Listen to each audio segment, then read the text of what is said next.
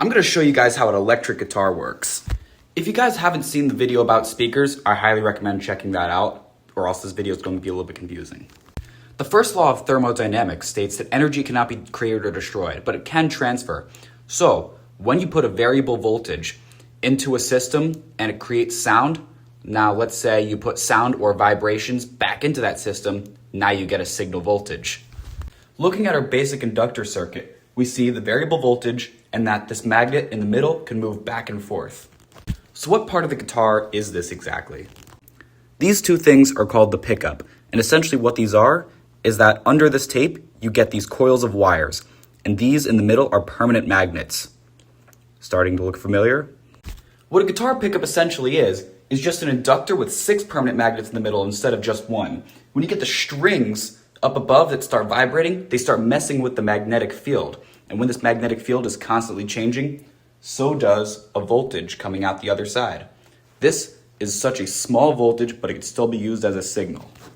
So if the voltage is so small, how exactly are we able to crank it to 11?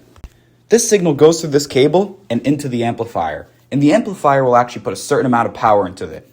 This one just happens to put 100 watts of power into amplifying that same signal, which will put that into a speaker, and it will make the sound.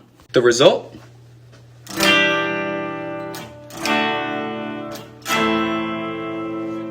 But where do we get that distorted rock and metal tone?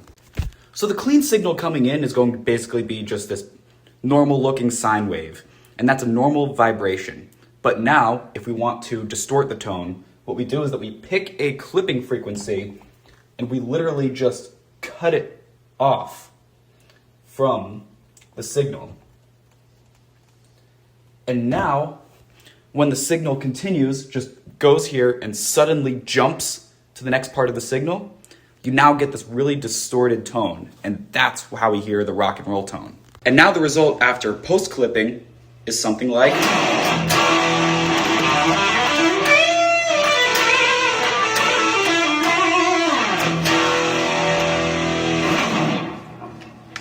So now what's the difference between a Les Paul pickup and a Stratocaster pickup?